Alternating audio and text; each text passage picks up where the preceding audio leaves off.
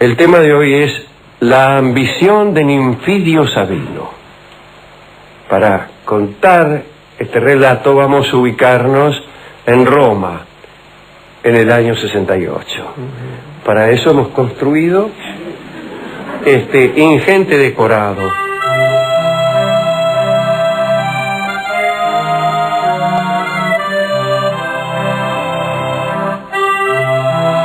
No, pero no Roma 1968.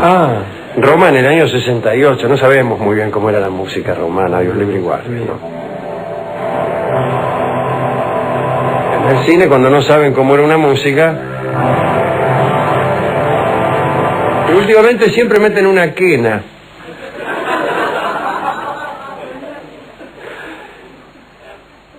Un día antes de que Nerón se suicidara, uno de sus opositores, que era Galba y que gobernaba en Hispania, se había proclamado emperador.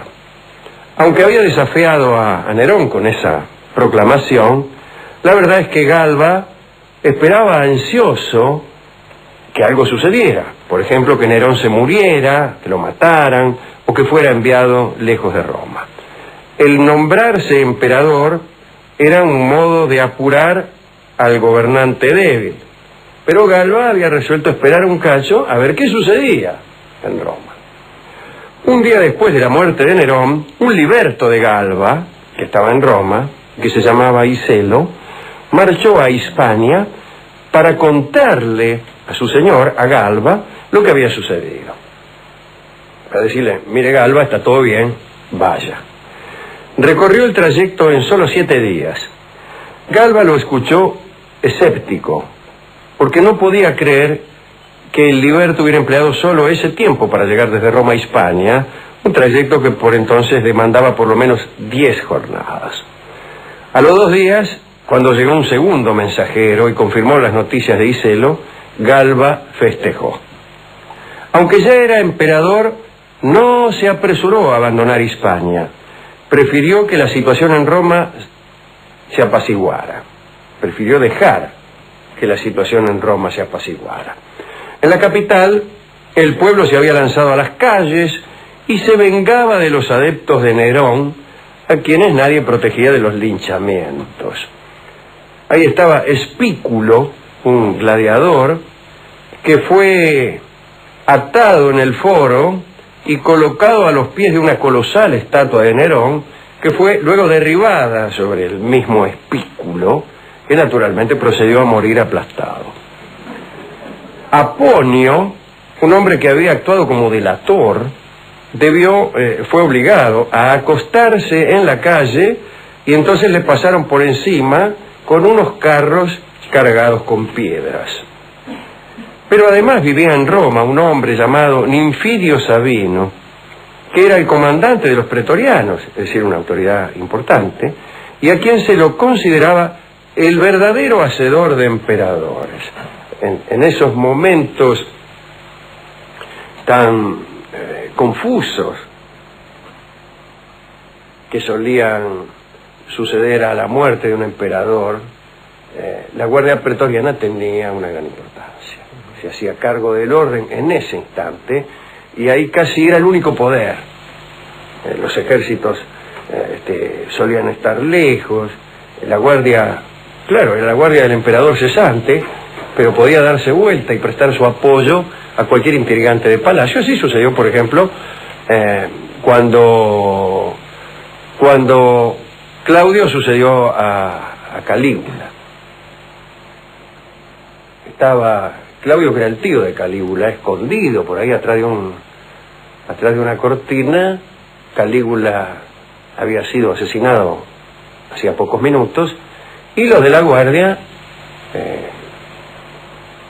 levantaron en andas a Claudio y lo proclamaron prácticamente emperador.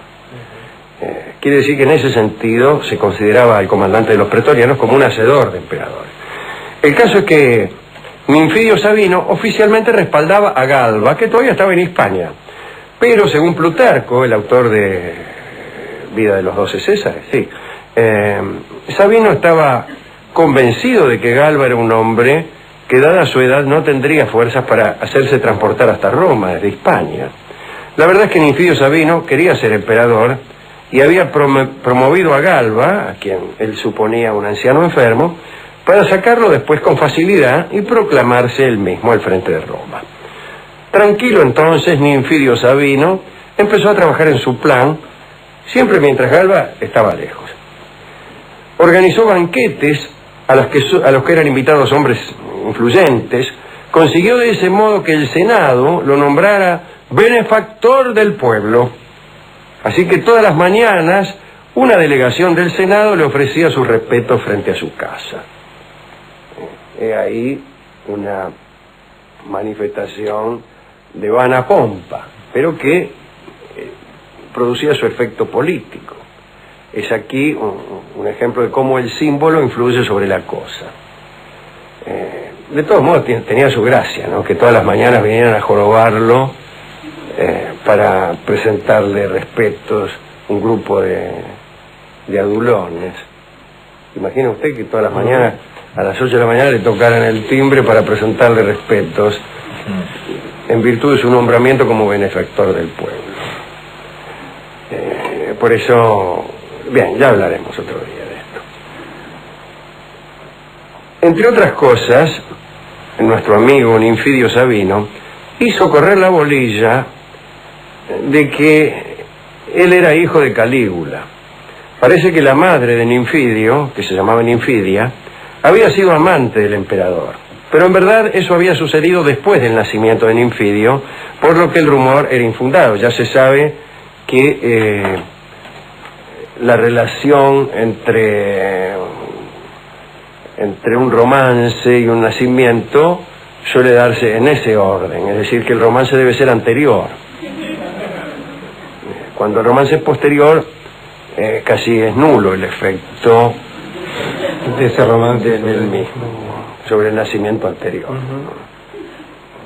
Bien, al menos eso es lo que se pensaba en Roma, por eso este rumor fue dejado de lado. Poco a poco la quietud de Galba en la lejana Hispania le resultó extraña a Ninfidio, y a fin de sondear la situación envió a la región a un tal Geliano como espía. Geliano volvió a Roma con noticias bastante modestas, pero terribles para Ninfidio. Habían sido nombrados como ayudantes de Galba unos hombres poderosos que eran capaces de hacerle a Ninfidio muy difícil su camino al poder. Es decir, Galba estaba fenómeno. Preocupado, Ninfidio reunió a los oficiales de la Guardia Pretoriana para darles a conocer su opinión.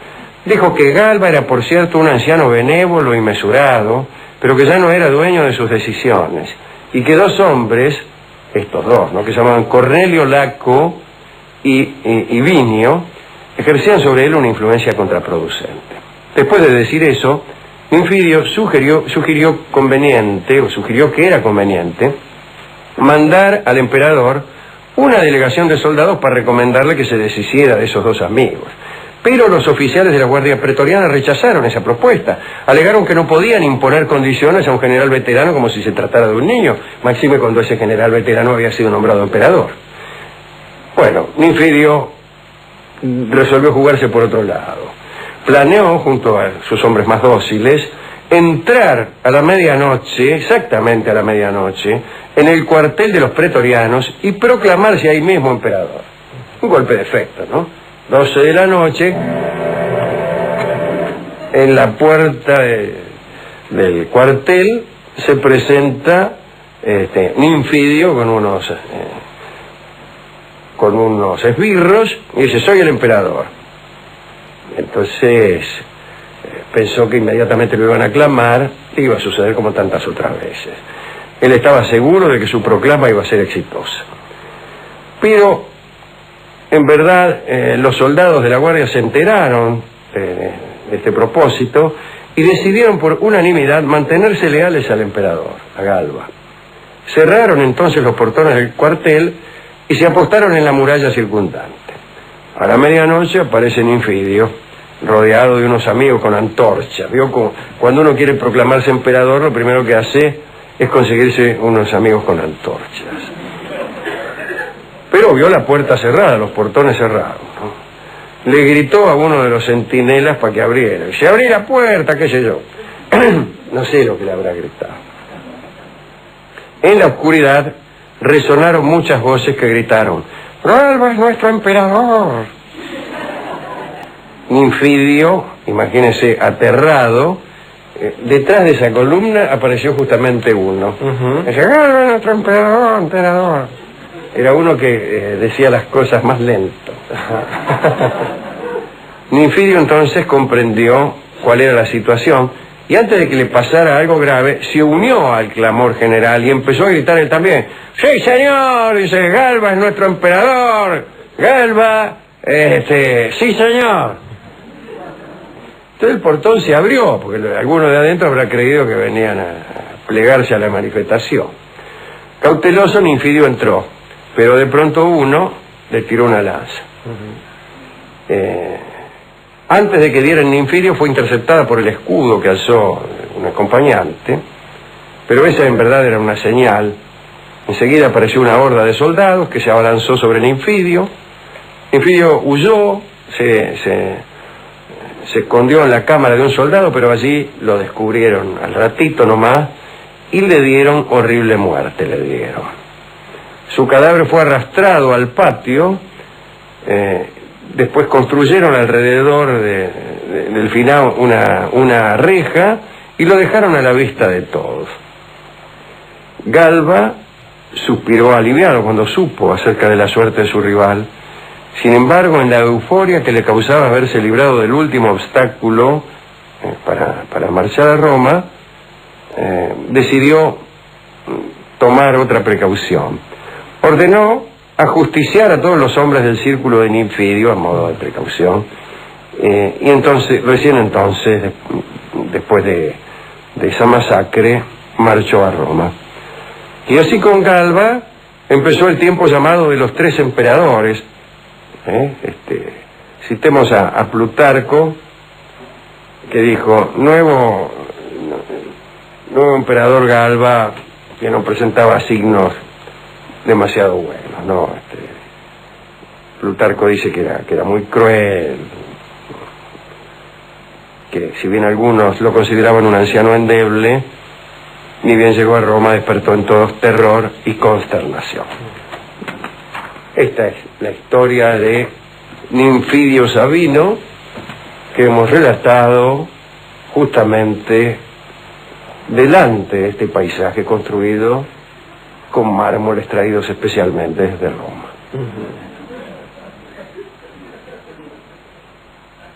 ¿A quién quiere dedicar esta historia? La historia de un traidor, verdaderamente. Traidor en un mundo de traidores, ¿no? La traición era un procedimiento político. Muy bien. A Plutarco, Alejandro. A Plutarco, que nos ha contado todo. Sí, su vida paralela me ha gustado. Bien. Hemos conseguido el tango que se llama A Puerta Cerrada, aludiendo naturalmente a lo que sucedió cuando llegó Ninfidio a la medianoche al cuartel. Encontró justamente la puerta cerrada. Homero Mansi oyó esta historia, sufrió una gran impresión y después escribió el tango A Puerta Cerrada, que dice otras cosas, pero... ¿Aparece algún nombre romano? No, ninguno. No parece ni romano ni de ninguna otra índole. Incluso algunos le llaman a este tango ¿Por qué? Porque tiene 2 nombres este tango, lo cual ya revela que algo raro había ahí. Claro. De todos modos, a mí no me saca nadie de la cabeza que Homero Mansi pensaba en Ninfidio Sabino cuando escribió este tango. ¿Por qué esa certeza? ¿Cómo por qué? Porque sí, señor. Bueno, es un argumento irrefutable ese. Sí. Porque yo soy muy perceptivo. Sí. El otro día, por ejemplo, pensé en mi cuñado y enseguida me llamó por teléfono. A eso le llamo yo estar conectado. Ahora voy a hacer un programa acá en Radio Continental. ¿Ah, sí? ¿De qué se trata? Estoy conectado, se llama. ¿Y en qué va a consistir el programa? En eso que le acabo de decir. ¿Que usted va a pensar en su cuñado y su cuñado? Personas que llaman por teléfono y cuentan cómo, habiendo pensado en su cuñado, lo llamó. ¿Cuál? Escuchemos, por favor, a Libertad Lamarque en la bellísima interpretación del tango A Puerta Cerrada.